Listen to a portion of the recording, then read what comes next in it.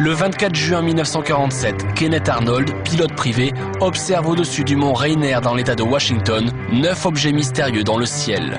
Ils volaient comme des soucoupes qui rebondissent sur l'eau, déclare-t-il alors à la presse. Au fil des années, de plus en plus d'Américains voient des formes étranges au-dessus de leur tête. S'agissait-il d'engins extraterrestres? Répond cet ancien de la CIA. L'homme en sait long sur les ovnis.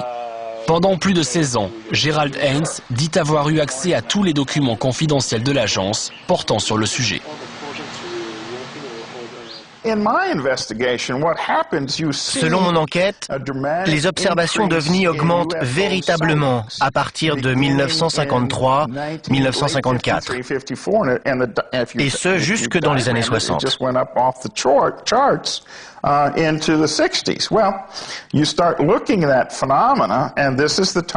En fait, ce phénomène correspond à l'époque où les États-Unis, via la CIA et l'US Air Force, ont développé entre autres l'avion espion U-2 pour aller survoler l'Union soviétique, mais aussi le modèle qui lui a succédé, le SR-71 que l'on appelle le Blackbird. Armes secrètes, fuselage furtif. Au cœur des années 50, l'US Air Force redouble d'énergie pour espionner son ennemi d'alors, l'URSS. Plus tard, de véritables soucoupes sont même expérimentées par la NASA dans le cadre d'un projet d'exploration de Mars. Problème, ces projets devaient rester top secret. Alors, la CIA s'est lancée dans une grande opération de désinformation de tous ces témoins, devenus un peu trop gênants.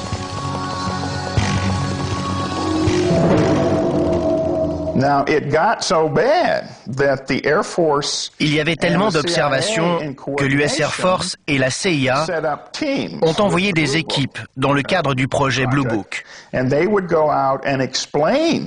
ils allaient en fait expliquer à tous ces témoins, même s'ils étaient pilotes de ligne ou contrôleurs aériens, que ce qu'ils avaient vu était en fait un phénomène naturel.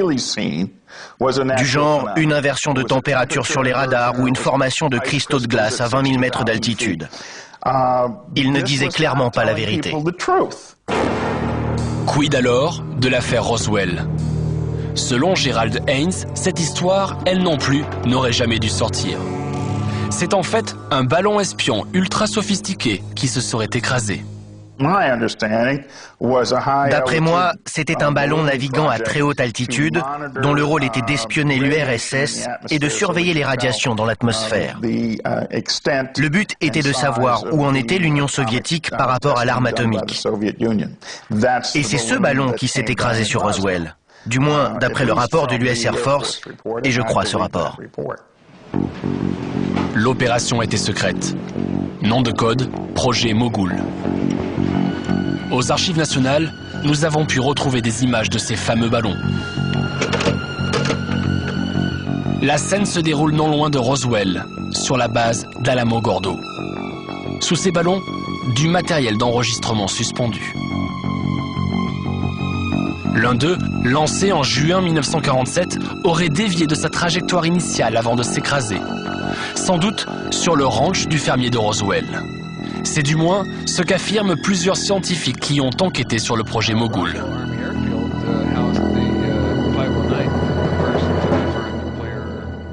Charlie Moore, qui était également un physicien, spécialiste de l'atmosphère, a analysé les courants aériens du 4 juin 1947. Et d'après ses calculs, l'un de ces ballons se serait écrasé près de Roswell, sur le ranch en question. À Roswell, on reste sceptique. Pour beaucoup, cette histoire de projet Mogul n'est qu'une manipulation de plus. D'autant que certains ont vu d'autres choses bien plus troublantes encore. Selon plusieurs témoins, 4 corps de petite taille auraient été récupérés par l'armée. L'un d'eux aurait même été autopsié par les militaires. C'est du moins ce qu'une infirmière aurait raconté à Glenn Dennis, le responsable des pompes funèbres de la ville. Leurs bras étaient plus larges ici, et ils n'avaient quasiment pas d'épaules. Ils avaient une très grosse tête, et leurs yeux étaient enfoncés dans leurs orbites.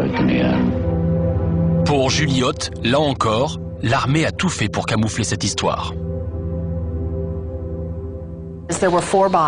Il y avait 4 corps. 2 sont morts pendant le crash.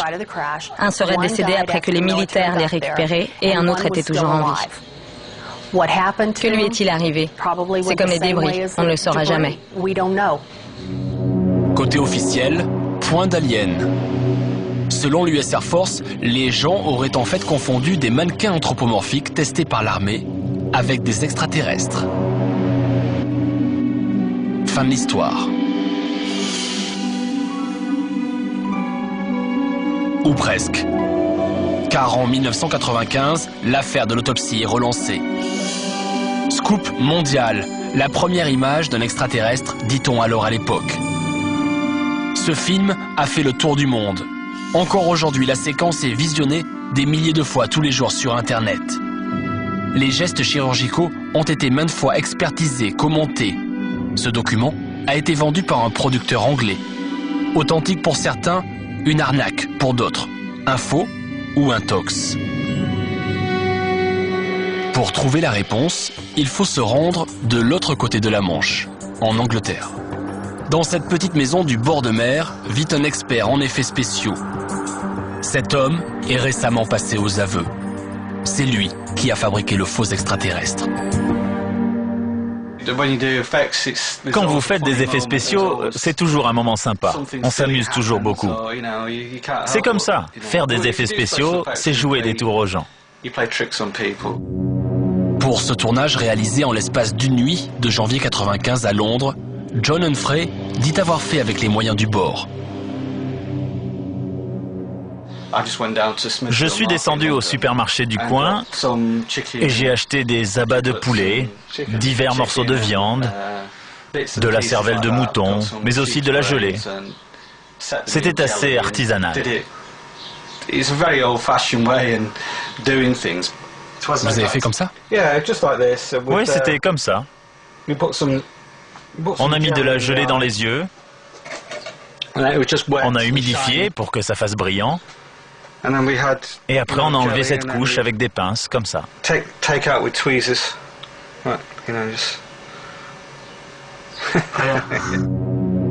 John n'a pas seulement fabriqué le corps de l'alien, c'est lui également qui joue le chirurgien dans le film. Le voici sous un masque en train de disséquer le cadavre de Roswell.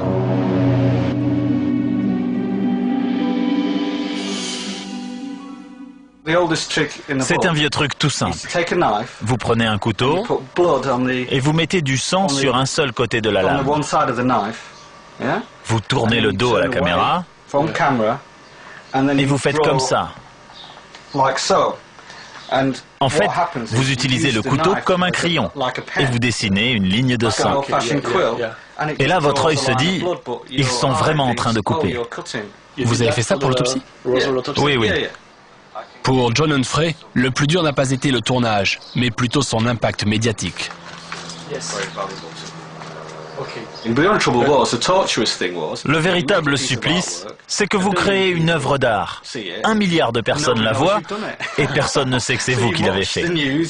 Vous regardez les infos, la télé, tout le monde en parle. Moi, je l'ai seulement dit à ma femme l'an dernier. Vous ne l'avez dit à votre femme que récemment? Oui. Il y a seulement un an? Oui. Et pas avant. Pourquoi? Non. Parce qu'elle aurait raconté ça à toute l'Angleterre. On devait rester discret. C'était important. Près de 11 ans après le tournage, le secret n'était plus tenable. Pour John, il était devenu important que le grand public découvre enfin son travail d'artiste.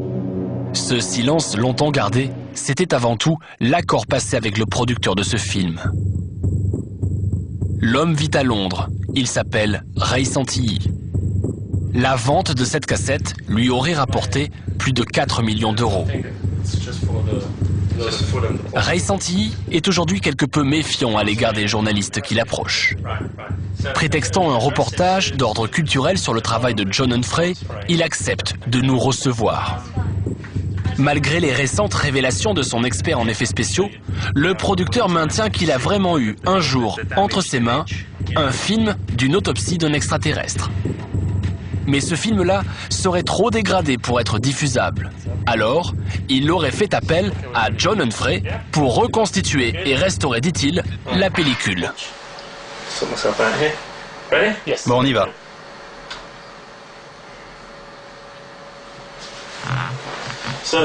Alors, ce que vous voyez là, c'est le film que nous avons fait avec John Humphrey.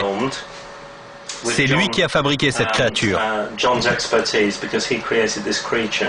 Mais ce film-là que nous avons recréé est mélangé avec le vieux film original. Voilà pourquoi certaines images ont un aspect un peu différent. Donc, qu'est-ce qui est vrai et qu'est-ce qui est faux? Non, ce n'est pas faux, c'est restauré. On n'aime pas le mot faux. Cela sous-entend que l'on aurait trompé intentionnellement, ce qui n'a jamais été le cas. Vous savez, c'est un peu comme la plupart des œuvres d'art exposées dans les grandes galeries, comme la Chapelle Sixtine par exemple. Beaucoup d'œuvres, vous savez, ont été restaurées au fil des années. Mais est-ce possible pour vous de nous montrer une image vraie et une image fausse? Ce n'est pas possible pour moi d'arrêter le film, de le faire défiler image par image et de vous montrer une image originelle. On en aurait pour la journée. Parce que le nombre d'images que vous voyez en ce moment est énorme. Explication quelque peu douteuse, au fil de l'interview, le producteur anglais semble de moins en moins à l'aise.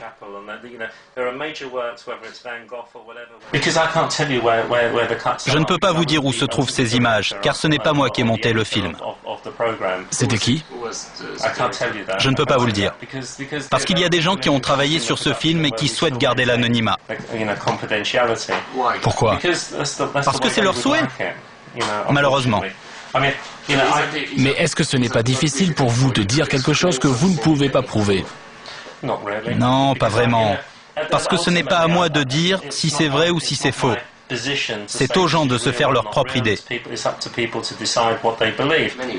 Mais à l'époque, beaucoup de journalistes vous avaient demandé si c'était vrai ou si c'était faux. Mais c'est vrai. Non, c'est restauré. Mais personne ne m'a posé cette question. Mais pourquoi à l'époque vous n'avez pas dit que c'était restauré? Parce que il me pose une question et moi je réponds à cette question. Et s'il ne pose pas la bonne question, ce n'est pas mon problème. L'entretien touche à sa fin plus vite que prévu. Démasqué, Ray Santilli nous demandera par écrit de ne pas diffuser cette interview. Il ne veut plus parler de cette histoire d'autopsie, sauf, éventuellement, contre de l'argent. Il y a un aspect commercial dont on doit discuter et je n'ai pas encore réfléchi à la question. Alors on s'arrête là. Décidément, l'affaire de Roswell est un business qui rapporte. Au Nouveau-Mexique, on prépare le 60e anniversaire de l'événement. Plusieurs dizaines de milliers de visiteurs sont attendus dans la ville. Un immense parc d'attractions consacré à Roswell est même en projet pour 2010. Le commerce de la légende n'est donc pas près de s'arrêter.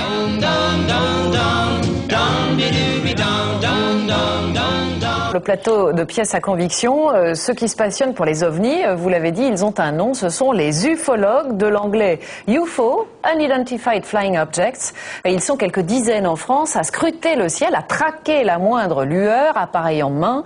Leur passion est souvent apparue à l'occasion d'une première observation et pour certains, c'est devenu leur raison de vivre en attendant peut-être un jour un contact, une rencontre du troisième type. Les ovnis, ça fait rire tout le monde, sauf Jean-Michel. Pour cet ufologue, le sujet est même on ne peut plus sérieux. Moi, je suis plutôt quelqu'un qui va rechercher, on va dire, le pourquoi des choses. Pourquoi éventuellement des extraterrestres auraient aménagé certaines parties de la Terre. Pourquoi est-ce qu'ils en sont partis? Est-ce qu'ils en sont partis? Qui étaient-ils? Quel est le legs qu'ils ont laissé, on va dire, à l'humanité? Quel est leur rôle par rapport à l'humanité? Donc c'est tout ça qui m'a un petit peu amené à faire des recherches un petit peu plus poussées dans une archéologie qu'on qualifierait d'archéologie parallèle ou d'archéologie mystérieuse. Moi j'appelle ça l'ufo-archéologie. Ce soir, il se rend à une conférence sur le sujet. On en a encore un à monter. L'endroit peut paraître décalé, une cafétéria en pleine région parisienne. En fait, c'est fait exprès.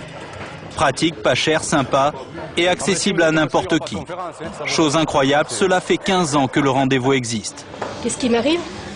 Je suis en train de faire cuire des pâtes, je regardais par la fenêtre de ma cuisine. genre quelque chose comme un oiseau noir qui voltige. Mais c'était pas un oiseau, hein, parce que j'ai eu des preuves formelles. Ça restait toujours à une place. Ça montait, ça descendait. Ça montait, ça descendait. Mais sauf que les ailes, elles étaient raides. Et c'était L'espace de quelques heures, ils peuvent discuter phénomènes paranormaux, soucoupes volantes et extraterrestres, en toute décontraction. Les ovnis sont de nouveau à la mode, et des repas ufologiques, ils s'en organisent partout en France et même au Canada. L'homme qui a eu l'idée de lancer ces rencontres d'un nouveau type, c'est lui. Gérard. Pour cet ancien policier, l'existence des soucoupes volantes n'est même plus à démontrer. Il y a ta top secret et Beta Cori notamment. C'est un fait. Ça, tu les as. Il est bien là. Nous dire d'où ils viennent réellement. Là, c'est encore une autre question que l'on se pose. Alors, on essaye d'y trouver effectivement des solutions, des réponses, puisque vous savez que plus simple, non? Oui, c'est sûr.